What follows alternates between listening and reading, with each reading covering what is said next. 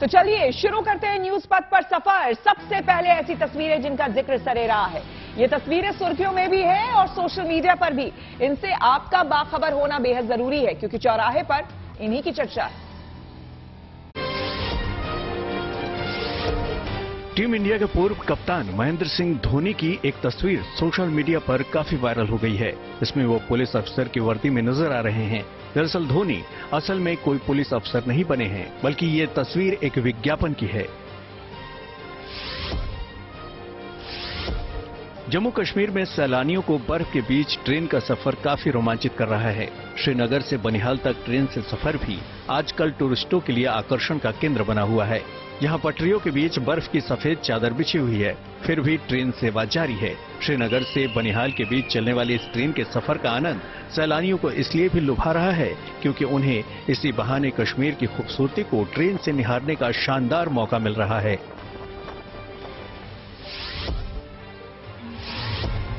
गुजरात के नवसारी में एक शादी पूरे जिले में चर्चा का विषय बन गई है। दरअसल इस शादी में बारात बुलडोजर पर निकली।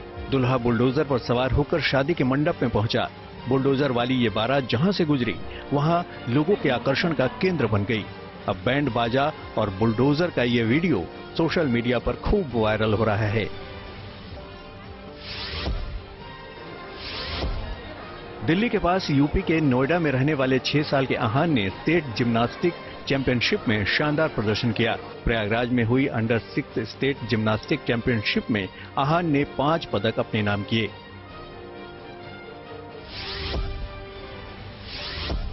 स्विट्जरलैंड में एक ड्रेस कोड वाले केक का वीडियो सोशल मीडिया पर वायरल हो गया है। दरअसल ये केक एक बेकरी कंपनी ने तैयार किया है, जिसके बाद उसका नाम Guinness book of world record में दर्ज हो गया है। इस ड्रेस वाले सुंदर केक का वजन करीब 132 किलोग्राम है। इस केक को पहना भी जा सकता है। जैसे ही इस केक को सामने लाया गया तो वहां मौजूद लोग हैरान रह गए। जिंदगी का सफर सुहाना हो, इसके लिए सावधान रहना जरूरी है। रोजमर्रा की आपाधापी में कुछ देर बैठकर सोचना समझना भी जरूरी है कि आपके आसपास क्या हो रहा है और जो कुछ हो रहा है उससे हमारी जिंदगी, हमारा परिवार कैसे प्रभावित हो सकता है। इसलिए हॉर्न बजाकर बाखबर करने वाली खबर जरूरी होती है। और आज ये खबर रोज रंग बदल रहे मौसम से जुड़ी हुई है। पिछले कुछ दिनों से सर्दी जैसे धूप छांव का खेल खेल रही है। दिन में चटक धूप तो शाम में ठंड। सुबह स्वेटर या जैकेट की जरूरत महसूस होती है, लेकिन दोपहर में गर्मी का एहसास होता है। कुछ लोगों ने मान लिया है कि सर्दी की विदाई हो गई है, लेकिन ऐसा है नहीं। मौसम अभी ठीक है, लेकिन फरवरी के ये दिन सावधान रहने वाले हैं। इसलिए जरूरी है कि इसे लेकर हॉर्न बजाया जाए।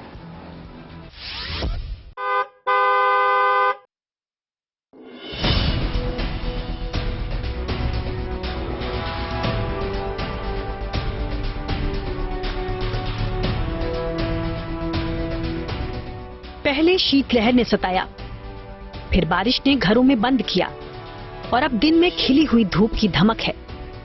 मौसम का यह बदलता हुआ मिजाज निराला है। दिल्ली समेत उत्तर भारत में रातें अभी सर्द हैं, लेकिन दिन में चटक धूप निकल रही है। सुबह शाम ठंड लगती है और दिन में ऊनी कपड़े चुभने लगे हैं। हालांकि इसका ये मतलब कतई नहीं कि सर्दी पूरी तरह विदा होने वाली है। इस रंग बदलते मौसम में आप सावधान रहें, इसीलिए सावधानी वाला हॉर्न बजाना जरूरी है।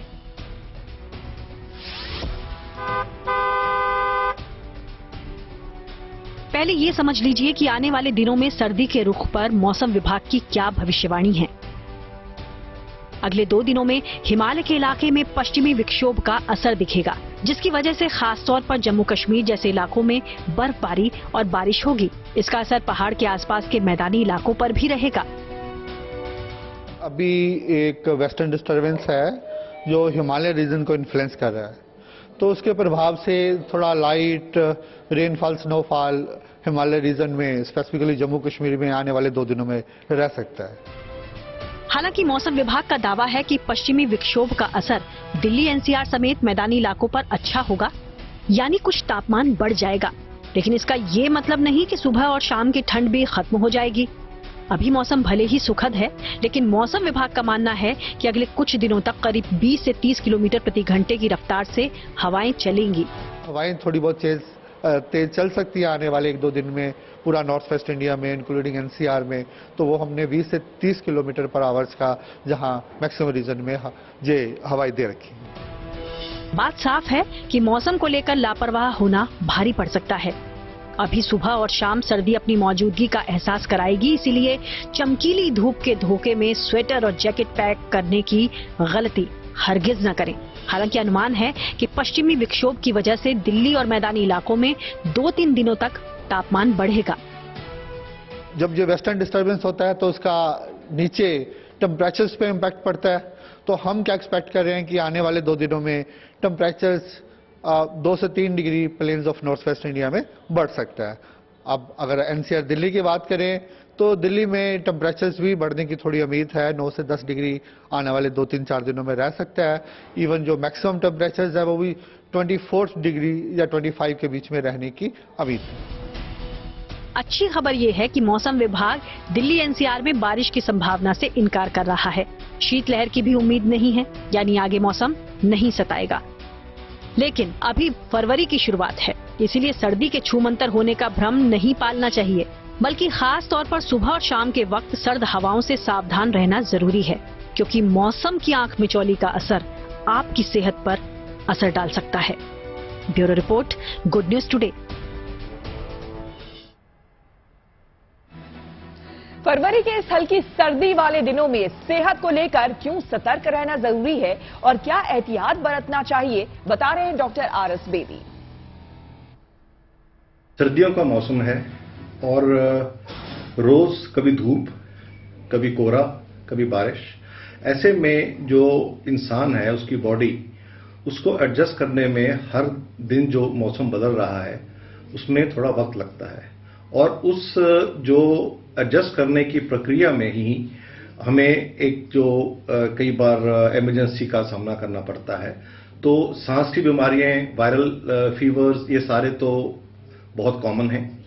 इसके अलावा जो रक्तचाप से जुड़ी हुई चीजें हैं वो भी बहुत सामने आके नजर आ रही हैं।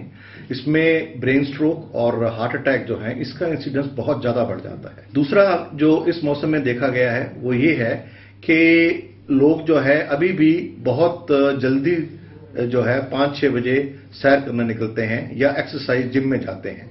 तो ये तो साइंटिफिक तौर से तय हो गया है कि सुबह के टाइम जो है वो हार्ट अटैक्स भी बढ़ते हैं सर्दियों में और स्ट्रोक्स भी बढ़ते हैं, क्योंकि इस टाइम पे एक तो खून जो है वो थोड़ा सा गाढ़ा होता है।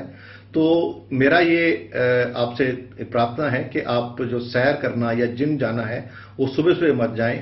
अच्छी तरह से कपड़े लेयर्स में डाल के बाहर निकलें, और खास करके जो हाइड्रेशन है उसको हमें बहुत ध्यान में रखना है। सुबह उठ के थोड़ा 2 या 3 गिलास गर्म पानी पीजिए। संसद में फिर हंगामा हुआ तो उत्तर प्रदेश से एक गुड न्यूज आई है बीजेपी के लिए। आपको सीधे लिए चलते हैं न्यूज एक्सप्रेस पर, जहां पर देश से जुड़ी कुछ और जरूरी खबरें कर रही हैं आपका इंतजार। अडानी विवाद पर संसद में आज फिर हंगामा हुआ। इस दौरान विपक्षी दलों ने लोकसभा और राज्यसभा में जमकर नारेबाजी की। विपक्ष ने अडानी ग्रुप के वित्तीय लेन देन की जांच संयुक्त संसदीय कमेटी से करवाने की मांग की। इतना ही नहीं, कांग्रेस ने संसद के अलावा सड़क पर भी प्रदर्शन की तैयारी कर ली। कांग्रेस ने सोमवार को देश भर में LIC और SBI बैंकों के सामने प्रदर्शन का ऐलान किया है।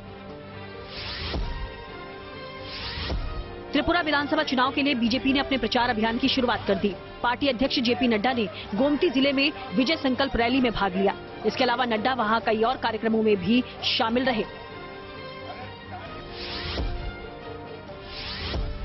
सुप्रीम कोर्ट ने जजों की नियुक्ति के मामले पर सुनवाई की। इस दौरान अदालत ने जल्द नियुक्ति न होने पर सरकार से नाराजगी जताई। इसके बाद अटॉर्नी जनरल ने कहा कि सुप्रीम कोर्ट में खाली पड़े जजों के पदों पर रविवार तक नियुक्ति हो सकती है। यूपी विधान परिषद चुनाव में बीजेपी ने शानदार प्रदर्शन किया। पार्टी ने 5 सीटों में से 4 पर जीत का परचम लहराया। वहीं 1 सीट पर निर्दलीय प्रत्याशी ने कब्जा किया। इस जीत के बाद पार्टी के लखनऊ दफ्तर पर जश्न का माहौल देखा गया।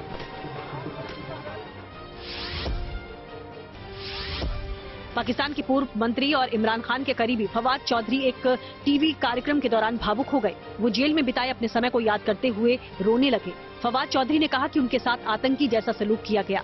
फवाद चौधरी के अनुसार उनके चेहरे को काले कपड़े से ढक दिया गया, जिससे वो सांस तक नहीं ले पा रहे थे। खबरों के एक्सप्रेसवे से आगे निकलते हैं और चलते हैं सियासी ढाबे पर, जहां आज की सबसे दिलचस्प खबर मौजूद है। यूपी में समाजवादी पार्टी रामचरितमानस के बहाने पिछड़े और दलित समुदाय की गोलबंदी करने में जुट गई है, लेकिन अपने वोट बैंक में सेंधमारी की कोशिश होता देख बहन जी यानी कि मायावती ने भी सियासी मैदान में एंट्री मारी है। यानी कि मानस के बहाने वोटों का गणित साधा जा रहा है। ये कैसा धर्म है? पूरे शुद्ध समाज को अपमानित करने की बात करता है। क्या यही धर्म है? जाति जनगणना कराओ सरकार, कराओ सरकार।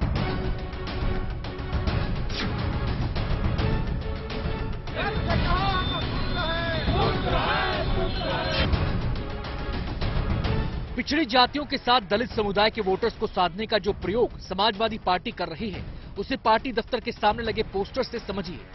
रामचरितमानस की कुछ चौपाइयों पर सवाल उठाकर स्वामी प्रसाद मौर्य ने जो राह दिखाई है, उस पर पार्टी के नेता दौड़ लगा रहे हैं। समाजवादी पार्टी के नेता स्वामी प्रसाद मौर्य की रामचरितमानस को लेकर की गई टिप्पणी के बाद राजनीतिक भूचाल तो आया ही, लेकिन एक नया वॉर भी शुरू हो गया। ये वॉर पोस्टर वॉर का है। समाजवादी पार्टी के दफ्तर के बाहर तमाम पोस्टर्स लगाए जाने लगे हैं।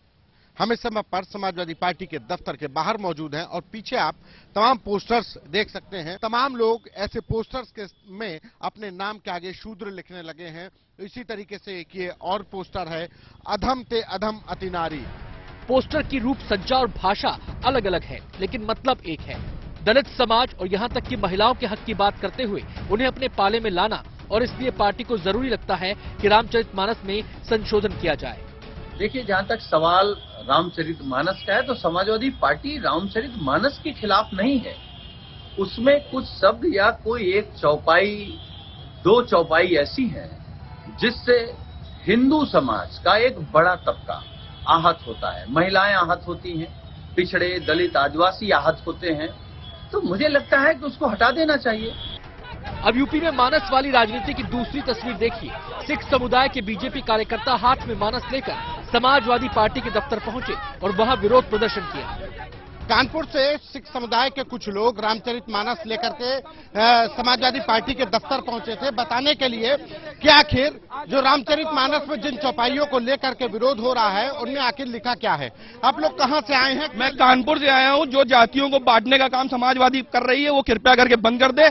किसी भी श्लोक को, किसी भी धार्मिक ग्रंथ से आधा अधूरा लेके गलत बयान करना, ये बहुत निंदाजनक है। जाहिर है समाजवादी पार्टी की मानस वाली सियासत का मकसद यूपी में बीजेपी के जनाधार में सेंध लगाना है, यानी गैर यादव पिछड़ी जातियां और दलित समुदाय पर डोरे डालना है। ये बात बीजेपी खूब समझ रही है, लेकिन विधान परिषद चुनाव में जीत के बाद पार्टी समाजवादी पार्टी की चुनौती को ज्यादा भाव नहीं दे रही। लेकिन 100 में 60 हमारा है, 40% में बंटवारा है, बंटवारे में भी हमारा है। विकास विरोधी लोग हैं, जातिवादी लोग हैं, गुंडागर्दी और अराजकता का संरक्षण करने वाले लोग हैं। असल में 2024 के चुनावी रण में बीजेपी के पास राम मंदिर का ट्रम्प कार्ड होगा। समाजवादी पार्टी बीजेपी के इस चुनावी ब्रह्मास्त्र की काट खोजने में लगी है। रामचरितमानस को भी इसलिए सियासत के केंद्र में लाया गया है। जाहिर है इस पर घमासान तो तेज होगा। और हमें स्पष्ट लगता है कि सामाजिक विद्वेष करके अपनी राजनीतिक रोटियां चमकाने वाले दलों को किसी भी प्रकार की मान्यता नहीं मिलनी चाहिए। उनको चुनाव लड़ने का अधिकार नहीं है। हमें बांटने की कोशिश करते हैं और अब तो ये इस स्तर पे उतर गए हैं, ऐसे इनकी सोच इतनी खराब हो गई है कि मुझे लगता है कि अब इनको माफ नहीं करना चाहिए। इस विवाद में अब तीसरे प्लेयर की एंट्री हो गई है। यूपी के सियासी दंगल में बहन जी भले ही बीते कुछ सालों से एक्टिव नजर नहीं आती, लेकिन जब बात दलित समुदाय के वोट की आए तो मौन टूट गया। समाजवादी पार्टी की रणनीति को समझते हुए उन्हें गेस्ट हाउस कांड की याद दिलाई और कहा कि अखिलेश की पार्टी तो दलित विरोधी है। मायावती को इस बात पर भी आपत्ति है कि समाजवादी पार्टी अनुसूचित जाति के लिए जाति सूचक शब्द का इस्तेमाल कर रही है। समाजवादी पार्टी में शिवपाल यादव जी राष्ट्रीय महासचिव बने हैं। मुलायम सिंह जी के बाद डिंपल जी के इलेक्शन में उनको पैर छूकर घर में इका करके लेके आए। उनका अधिकृत बयान आ गया है कि मौर्य जी का निजी बयान है, उनका कोई लेना देना नहीं है। इसको रोल बैक करना चाहिए, अड़ना नहीं चाहिए। और धर्म से संबंधित किसी भी धर्म का हो, किसी को भी अधिकार नहीं है कि उनकी बेइज्जती करें। ये कुछ मुद्दा है ही नहीं, इन्फेक्शियस है। इस पे मेरे हिसाब से चर्चा होनी नहीं चाहिए। यूपी के चुनाव में दलित समुदाय बेहद निर्णायक है। अखिलेश की मुश्किल ये है कि तमाम कोशिशों के बावजूद अब तक उन्हें दलितों का साथ नहीं मिल पाया है।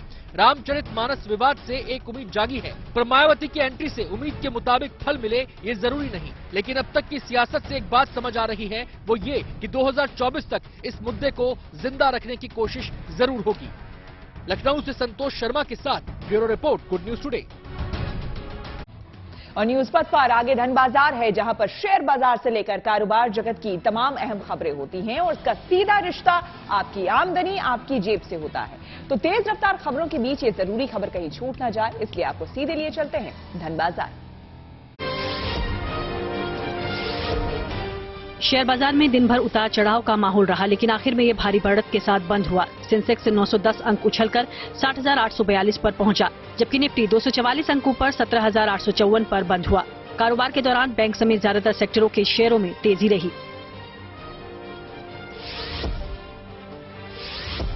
पंजाब में पेट्रोल और डीजल महंगा हो गया। राज्य सरकार ने कैबिनेट की बैठक में बड़े फैसले लिए। इसमें पेट्रोल और डीजल पर प्रति लीटर 90 पैसा का सेस लगाने का ऐलान किया गया, यानी अब राज्य में लोगों को तेल 90 पैसा महंगा मिलेगा।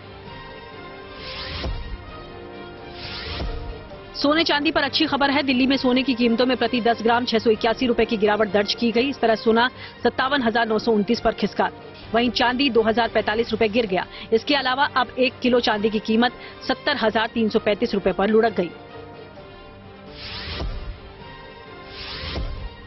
अमूल ने फिर दूध के दाम बढ़ाने का ऐलान कर दिया। गुजरात डेयरी कोऑपरेटिव ने कहा है कि नई कीमतें तुरंत लागू हो गई हैं। अब अमूल गोल्ड की कीमत 66 रुपए प्रति लीटर तो अमूल फ्रेश की कीमत 54 रुपए प्रति लीटर हो गई है। अमूल गाय के दूध की कीमत 56 रुपए प्रति लीटर रहेगी। इससे पहले अमूल ने अक्टूबर के महीने में भी दूध के दाम में 2 रुपए प्रति लीटर का इजाफा किया था। और अब रुक करते हैं प्रगति मार्ग का, जहां ऐसी खबरें हैं जो देश की तरक्की, प्रगति और लोगों की काबिलियत दिखाती है।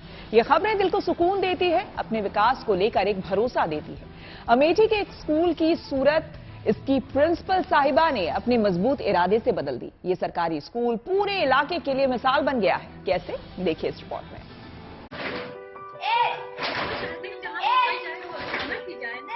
ये तस्वीरें किसी प्राइवेट स्कूल की नहीं, बल्कि एक सरकारी स्कूल की हैं। ये सरकारी स्कूल अमेठी के भादर विकास खंड के नारायणपुर में मौजूद है। वो कहते हैं ना, मजबूत इरादे और दृढ़ इच्छा शक्ति से कोई भी मुकाम हासिल किया जा सकता है।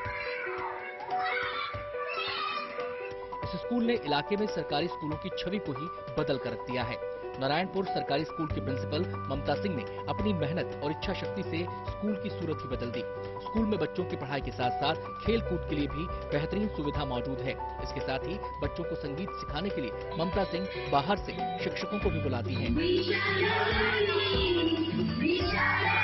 ये बच्चे मेरे हैं, तो मेरे बच्चों का स्तर किसी भी तरह से और विद्यालय या जो प्राइवेट विद्यालय का एक हवा है वहाँ से ये इनको इन्फीरियरिटी ना हो।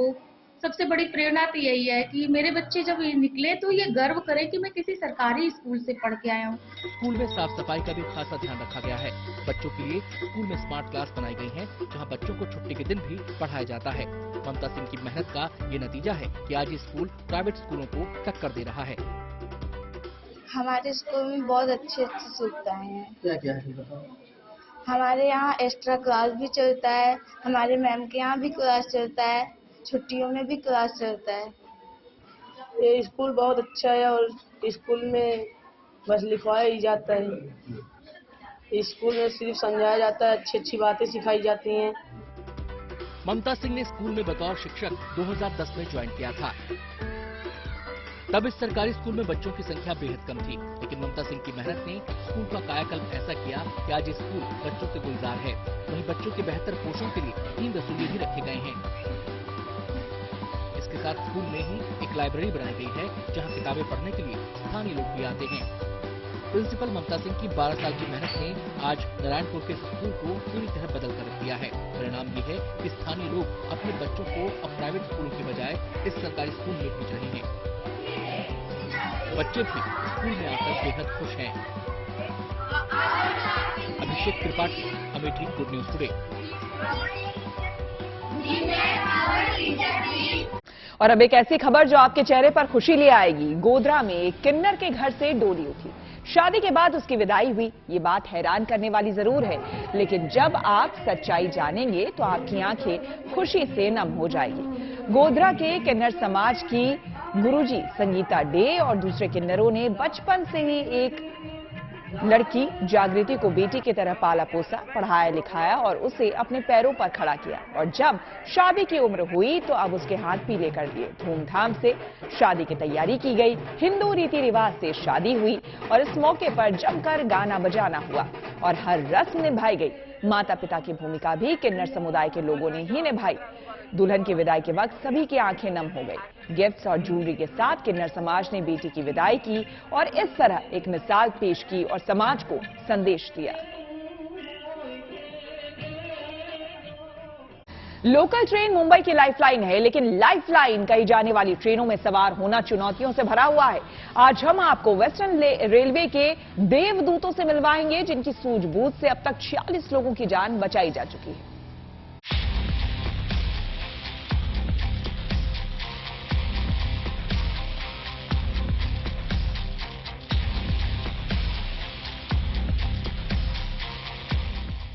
यूं ही नहीं कहते, दुर्घटना से देर भली। जल्दबाजी कितनी घातक हो सकती है, उसका सबसे बड़ा उदाहरण ये तस्वीरें हैं। मुंबई की लाइफलाइन कही जाने वाली इन लोकल ट्रेनों में रोजाना हजारों लोग चढ़ते और उतरते हैं। किसी को दफ्तर जाने की जल्दी होती है तो किसी को घर जाने की। इस बात का ध्यान नहीं रखते कि एक छोटी सी गलती उसी की जान पर बन आएगी। ये आप मेरे पीछे तस्वीरें देखते हैं, चर्चगेट स्टेशन की तस्वीरें हैं, जहां पर जीआरपी के जवान लगातार गश्त लगाते हुए दिखे हैं। आरपीएफ के लगातार जवान जो हैं वो गश्त लगाते हुए दिखते हैं। पीक आवर्स में इनकी संख्या जो है हर स्टेशन पर 6 से 7 की होती है आरपीएफ जवानों की, और जीआरपी जवानों की भी जो संख्या होती है वो 5 से 6 लोगों की होती है। इन तस्वीरों के जरिए आप भी अंदाजा लगा सकते हैं कि ट्रेनों में सवार होने की होड़ में मुसाफिर किस तरह से मुसीबत को बुलावा भेजते हैं। ऐसे हादसों को रोकने के लिए मुंबई के सब अर्बन रेलवे स्टेशनों पर जीआरपी और आरपीएफ के जवान तैनात रहते हैं, जो अक्सर मुसाफिरों के लिए देवदूत बन रहे हैं। एक टीम बनाकर जीआरपी और आरपीएफ के जवान मिशन जीवन रक्षक मुहिम से जुड़ चुके हैं, जिन्होंने अब तक अपनी सूझबूझ से 46 लोगों की जान बचाई है। जो हमारे मुंबई सबअर्बन को इसके लिए देखा जाए, जो पीक आवर का टाइम होता है उस समय रश ज्यादा रहती, उस समय ऐसी दुर्घटनाओं की संभावना ज्यादा रहती। तो हमारे पास पीक आवर में आरपीएफ के 8 से 10 जवान बड़े जो स्टेशन हैं उसको मैन करते हैं। इसके अलावा जीआरपी के भी इतने स्टाफ रहते हैं। जो जितने स्टेशन हैं उस पर हमने हाई रेजोल्यूशन के कैमरे भी लगाए, 2600 से ज्यादा कैमरे भी लगाए। मुसाफिरों की जान बचाने का संकल्प लेकर मिशन जीवन रक्षक से जुड़े जवान सतर्क रहते हैं। यात्रियों पर सीसीटीवी कैमरे से भी निगरानी रखी जाती है। पीक आवर में यात्रियों की भीड़ को भी नियंत्रित करने का काम किया जाता है। यात्रियों को जागरूक करने के लिए रेलवे की तरफ से भी अभियान चलाया जाता है, ताकि हर मुसाफिर सावधानी के साथ ट्रेनों में चढ़े और उतरे, जिससे यात्रा मंगलमय रहे। परास डामा, मुंबई, गुड न्यूज टुडे। उत्तर कोरिया ने फिर अमेरिका को दी है धमकी, तो अफगानिस्तान सरकार ने बजट के लिए भारत को दिया है धन्यवाद। चलते हैं सीधे न्यूज एक्सप्रेसवे पर, जहां दुनिया की कई और जरूरी खबरें मौजूद हैं और कर रही हैं आपका इंतजार। अमेरिका में भारतीय समुदाय को गुड न्यूज मिली। दरअसल भारतीय मूल के 4 सांसदों को वहां के सदन की समितियों में बतौर सदस्य शामिल किया गया। इनमें राजा कृष्णमूर्ति, प्रमिला जयपाल, एमी बेरा और रो खन्ना हैं। इस बीच अमेरिकी संसद की शक्तिशाली समिति से पाकिस्तान समर्थक सांसद इल्हान उमर को हटा दिया गया। वो अक्सर भारत विरोधी बयान देती थी और पीओके भी गई थी। अमेरिका और चीन अब एक बड़े बैलून के मुद्दे पर सामने आ सकते हैं। दरअसल पिछले कुछ दिनों से अमेरिका की हवाई सीमा में एक संदिग्ध बैलून दिखाई दे रहा है। कहा जा रहा है कि ये बैलून चीन का जासूसी उपकरण है। शुरुआत में इस बैलून को वहीं नष्ट करने पर चर्चा की गई, लेकिन फिर अमेरिकी अधिकारियों ने ऐसा नहीं करने का सुझाव दिया, क्योंकि माना जा रहा है कि इससे वहां सुरक्षा को कोई खतरा हो सकता है।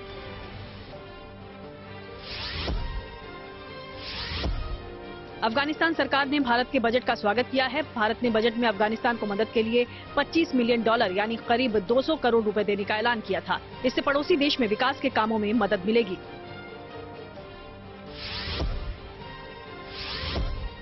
उत्तर कोरिया ने अमेरिका और दक्षिण कोरिया को युद्ध अभ्यास करने पर चेतावनी दी। उसने साफ किया कि इससे पूरे इलाके में अशांति फैलेगी। दरअसल दक्षिण कोरिया और अमेरिका ने एक साझा युद्धाभ्यास किया था। इसमें स्टील्थ जैसे कई लड़ाकू विमान भी शामिल हुए। दक्षिण कोरियाई रक्षा मंत्रालय ने बताया कि परमाणु और मिसाइल खतरों के खिलाफ डिफेंस सिस्टम की क्षमताओं को परखा गया। इसी युद्धाभ्यास के बाद उत्तर कोरिया बौखला गया और कहा कि उसे अमेरिका के साथ तब तक किसी भी तरह की बातचीत में दिलचस्पी नहीं है जब तक कि वो अपनी दुश्मनी वाली नीति पर चलता रहेगा।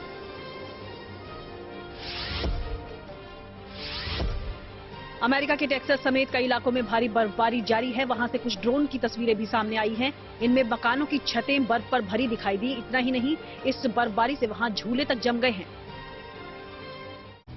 और न्यूज पथ पर आगे बढ़ते हुए पब्लिक होर्डिंग पर एक जरूरी खबर। आज एक ऐसी अहम खबर आपको दिखाते हैं जो कि बेहद गंभीर मुद्दा है। आमतौर पर घरेलू हिंसा का जिक्र होते ही एक पीड़ित महिला की तस्वीर उभरती है। हालांकि यहां एक पुरुष ने अपनी पत्नी पर घरेलू हिंसा का आरोप लगाया, लेकिन दिल्ली हाईकोर्ट ने इस मामले में यह साफ कर दिया है कि 2005 के घरेलू हिंसा कानून के तहत परिवार के पुरुष सदस्यों, खासकर के पति को प्रोटेक्शन नहीं मिलता है। चलिए आपको बताते हैं दरअसल ये मामला है क्या। दरअसल एक व्यक्ति ने अपनी पत्नी के खिलाफ मजिस्ट्रेट कोर्ट में अर्जी दी। उसने 2005 के घरेलू हिंसा कानून के तहत पत्नी को आरोपी बनाया। पत्नी ने दिल्ली हाईकोर्ट पहुंचकर दलील दी कि घरेलू हिंसा कानून के तहत किसी महिला को आरोपी नहीं बनाया जा सकता। महिला की अर्जी पर हाईकोर्ट ने मजिस्ट्रेट कोर्ट में चल रही सुनवाई पर रोक लगा दी। अब कोर्ट ने आदेश दिया है कि यह कानून परिवार के पुरुष सदस्यों, खास करके पति को प्रोटेक्शन नहीं देता है। डोमेस्टिक वायलेंस एक्ट 2A 2005 में लाया गया। इसके तहत पुरुष संग घर में रह रही या फिर रह चुकी महिला पीड़ित व्यक्ति है। इस कानून के दायरे में मां, बहन, पत्नी, बेटी या फिर विधवा हो सकती है। लिव इन रिलेशन में रहने वाली महिलाओं को भी इसमें शामिल किया गया है। इस कानून के तहत महिला के साथ घरेलू संबंध रखने वाले किसी भी बालिग पुरुष के खिलाफ शिकायत हो सकती है। इनमें पिता, पति, भाई या कोई भी पुरुष रिश्तेदार शामिल है। घरेलू हिंसा कानून के तहत सिर्फ महिला ही शिकायत करवा सकती है। अगर महिला ऐसा नहीं कर सकती है तो उसकी ओर से कोई और भी शिकायत करवा सकता है। कोटा, जो कि इंजीनियरिंग और मेडिकल कोर्स में दाखिला लेने के लिए जैसे एक गारंटी है। हर साल राजस्थान का ये शहर +2 में पढ़ रहे या फिर 12वीं पास कर चुके लाखों बच्चों के लिए फेवरेट स्टडी डेस्टिनेशन बन जाता है। उसी का नतीजा है कि देश के अलग अलग राज्यों के करीब 2.5 लाख बच्चे कोटा शहर में इस वक्त किसी अच्छे इंजीनियरिंग या फिर मेडिकल कॉलेज में दाखिले के लिए जी तोड़ मेहनत कर रहे हैं। इनमें से कुछ बच्चे ऐसे भी हैं जो कि मन मुताबिक नतीजे जिनको नहीं मिल पाते। आत्महत्या जैसा कदम भी उठाने में संकोच ये लोग नहीं करते। यही राजस्थान सरकार और राज्य मानवाधिकार आयोग की चिंता बन गई है। कोटा में सिर्फ पिछले साल कोचिंग में दाखिला लेने वाले 22 छात्रों ने खुदकुशी कर ली, जिसमें 18 बच्चों ने तो फंदे पर झूलकर अपनी जान दे दी। माना जाता है कि महंगी फीस, घर से हजारों किलोमीटर दूर और परीक्षा में नाकामयाब होने के डर से पहले वो डिप्रेशन के शिकार होते हैं, फिर सुसाइड जैसा खौफनाक कदम भी उठा लेते हैं। लेकिन बड़ी उम्मीदों के साथ अपने अपने शहर से कोटा में तैयारी के लिए पहुंचने वाले छात्रों का फेवरेट स्टडी डेस्टिनेशन कहीं उनके लिए सुसाइड पॉइंट ना बन जाए, इसके लिए राजस्थान सरकार पिछले कुछ हफ्ते से लगातार बड़े कदम उठा रही है, जिसमें जनवरी महीने में कोचिंग सेंटर्स और पीजी हॉस्टल का संचालन करने वाले लोगों के लिए जारी की गई कुछ गाइडलाइन भी शामिल है। इसी सिलसिले को आगे बढ़ाते हुए कोटा के जिला प्रशासन की तरफ से एक स्टूडेंट कंप्लेंट वेब पोर्टल तैयार किया गया है, जिसके जरिए कोटा के कोचिंग सेंटर्स में इंजीनियरिंग और मेडिकल कॉलेजों के एंट्रेंस एग्जाम की तैयारी छात्रों को हर समस्या का समाधान यहां पर मिलेगा। आपको बता दें, www.studenteComplete.in नाम की इस वेब पोर्टल पर ही कंप्लेंट फॉर्म, पुलिस का नंबर, सरकारी और निजी अस्पतालों की सूची मौजूद होगी। इसके अलावा इस सरकारी पोर्टल पर कोचिंग संस्थानों और हॉस्टल के लिए सरकारी गाइडलाइन से जुड़ी जानकारी भी मिलेगी। यही नहीं, बल्कि निजी और सरकारी मनोचिकित्सकों के नंबरों के अलावा कोटा में छात्रों का क्या करना है या फिर छात्रों को क्या नहीं करना है, इसकी भी जानकारी यहां दी जाएगी। पर्यटन स्थल, हेल्पलाइन और एनजीओ की सूची भी इस सरकारी वेबसाइट पर डाली गई है, ताकि देश के दूसरे राज्यों से आने वाले छात्र और उनके परिजन वेबसाइट का इस्तेमाल कर बेहद आसानी से जानकारी जुटा पाए। छात्रों के लिए पोर्टल पर शिकायत की भी सुविधा है। बस ऐसा करने के लिए उन्हें अपनी ईमेल आईडी और मोबाइल नंबर से शिकायत दर्ज करना होगा। शिकायत करने के दौरान छात्र को हॉस्टल, कोचिंग और थाना एरिया की भी जानकारी देनी होगी।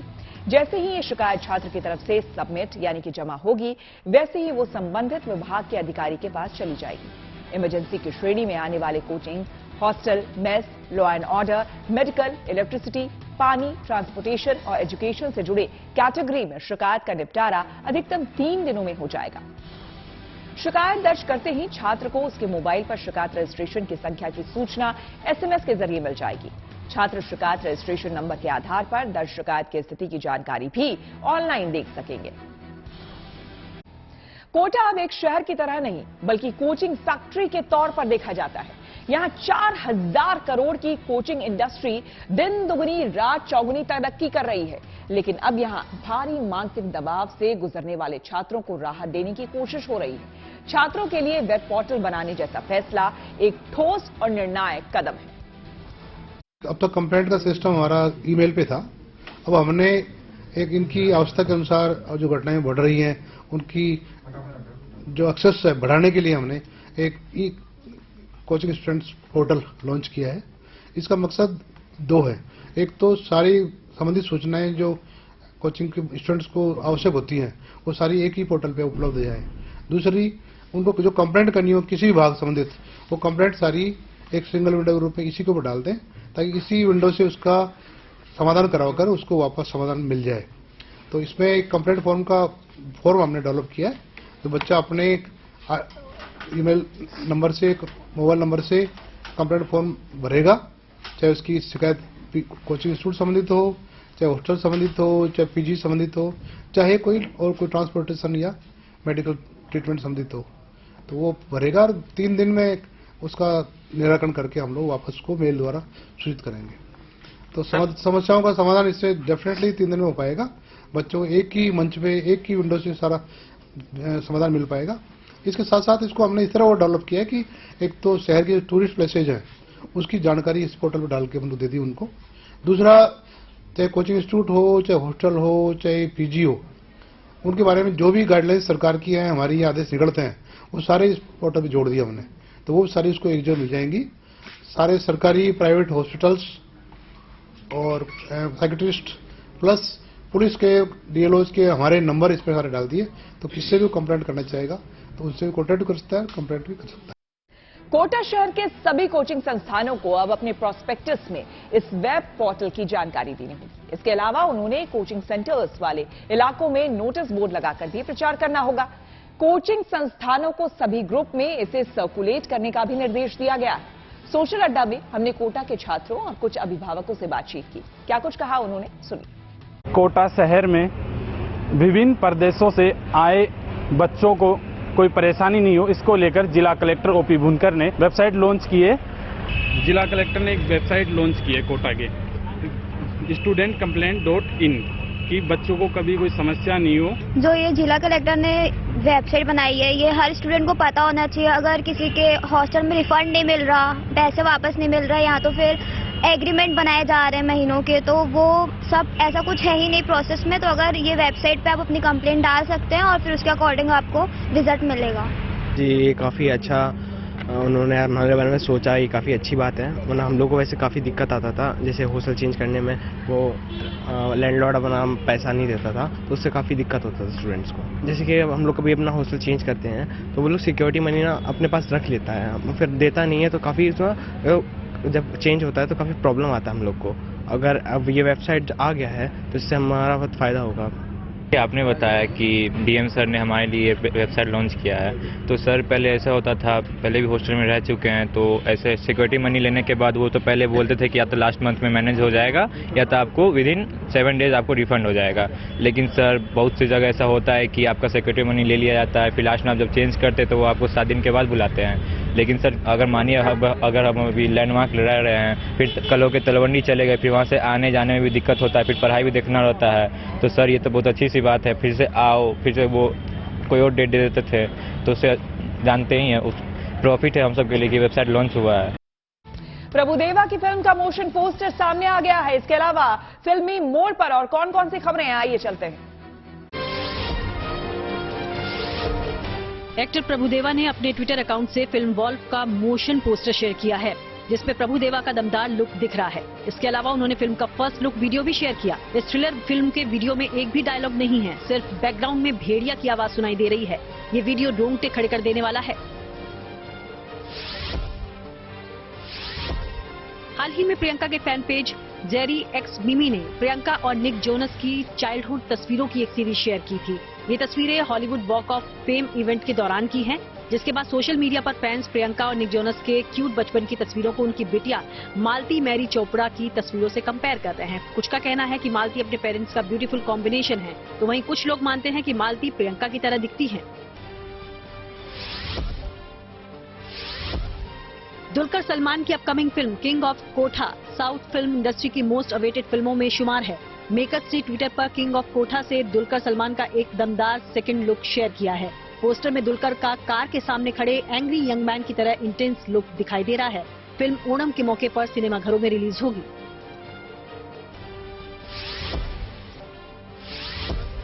मार्वल सिनेमैटिक यूनिवर्स की आगामी film Ant Man and the Wasp Quantumania जल्द ही सिनेमाघरों में दस्तक देने वाली है। इस बीच सिडनी में एक स्पेशल फैन इवेंट हुआ, जिसमें फिल्म के निर्देशक Peyton Reed, actor Paul Rudd और जोनाथन मेजर्स के साथ दिखे। तीनों हस्तियों ने फैन से मुलाकात की और ऑटोग्राफ भी दिए। और न्यूज पथ पर आगे बढ़ते हुए बेहद प्यारी खबर आपको बताते हैं। आपने मंदिर, कोर्ट, कचहरी और पंचायत में ब्याह शादी होते हुए देखी होगी, लेकिन हाल ही में बिहार के अरवल में एक ऐसी शादी हुई जो खुद में अनोखी और हैरान कर देने वाली थी। यही नहीं, इस शादी में शामिल होने के लिए किसी को न्योता भी भेजने की जरूरत नहीं पड़ी, क्योंकि उसे देखने के लिए लोगों का मजमा जुट गया। अस्पताल के बेड पर इस प्रेमी जोड़े ने शादी रचाई। आपको जानकर हैरानी होगी कि ये शादी फिल्मी तरीके से हुई। चलिए आपको इस अनोखी शादी के पीछे की कहानी बताते हैं। मामला बिहार के अरवल जिले का है।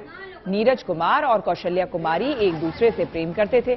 बाइक पर बैठाकर नीरज प्रेमिका कौशल्या को बाजार घुमाने लाया था। घर लौटने के दौरान उनकी बाइक की कार से टक्कर हो गई। हादसे में दोनों बुरी तरह से जख्मी हो गए। दोनों को सदर अस्पताल में भर्ती कराया गया। दोनों के घरवाले हादसे की जानकारी सुनकर अस्पताल पहुंचे। यहां उन्हें दोनों की प्रेम कहानी की भनक लग गई, जिसके बाद परिजनों ने दोनों की अस्पताल में ही शादी करा दी। अस्पताल के बेड पर दोनों ने एक दूसरे के गले में माला डाली। फिर प्रेमी ने प्रेमिका की मांग में सिंदूर भरा। इस अनोखी शादी की खूब चर्चा हो रही है। व्हाट्सएप चला रहा है कॉलिंग फीचर, तो फेसबुक पर यूजर्स की संख्या पहुंच गई है रिकॉर्ड स्तर पर। टेक्नोलॉजी से जुड़ी कुछ और खबरों को जानने समझने के लिए चलते हैं आपको डिजिटल गली। केरल में 5G यूजर्स के लिए अच्छी खबर है। वहां भारती एयरटेल ने 3 और शहरों में 5G सर्विसेज लॉन्च कर दी। इन शहरों में तिरुवनंतपुरम, त्रिशूर, कोझिकोड शामिल हैं।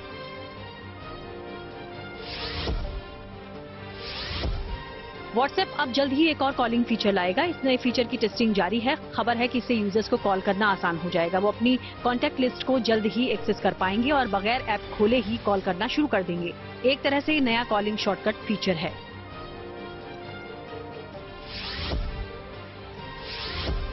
फेसबुक के लिए अच्छी खबर है। उसके यूजर्स की संख्या में काफी इजाफा हुआ है। कहा जा रहा है कि फेसबुक के यूजर्स की संख्या 2 अरब के करीब पहुंच गई, यानी दुनिया की करीब 1/4 आबादी फेसबुक का इस्तेमाल कर रही है। खबर है कि चीन की तकनीक से निपटने पर जोर दिया जाएगा। इसके लिए भारत, अमेरिका, ऑस्ट्रेलिया और जापान का क्वाड संगठन काम कर रहा है। इसमें खासतौर पर टेलीकॉम सेक्टर में 6G टेक्नोलॉजी का जवाब तैयार किया जा रहा है। हाल ही में क्वाड के साइबर ग्रुप की दिल्ली में एक बैठक हुई, जिसमें ये बातें सामने आई। ISL यानी इंडियन सुपर लीग के प्लेऑफ और फाइनल की तारीख की घोषणा कर दी गई। जहां प्लेऑफ की शुरुआत 3 मार्च को हो रही है, तो फाइनल 18 मार्च को होगा। इससे पहले सेमीफाइनल के लिए 7, 9, 12 और 13 मार्च को भिड़ंत होगी।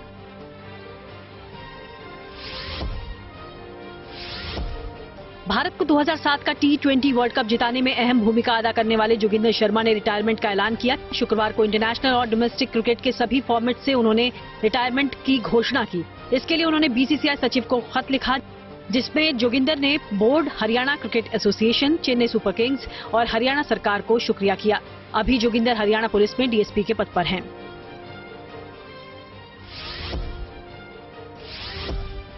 भारतीय फुटबॉल टीम के गोलकीपर गुरप्रीत सिंह संधू ने शुक्रवार को बेंगलुरु एफसी के साथ 5 साल यानी 2028 तक अनुबंध बढ़ा लिया। संधू 2017 में क्लब से जुड़े थे, तब वो यूएफए यूरोपा लीग में खेलने वाले पहले भारतीय खिलाड़ी बने थे।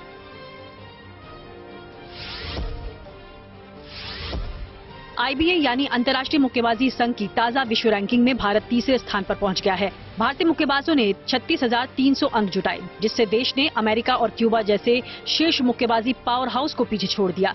ये दोनों देश हालांकि मौजूदा रैंकिंग में क्रमशः चौथे और 9वें स्थान पर हैं, जबकि कजाकिस्तान 48,100 अंक के साथ शीर्ष पर और उज्बेकिस्तान 37,600 अंक के साथ दूसरे स्थान पर काबिज है।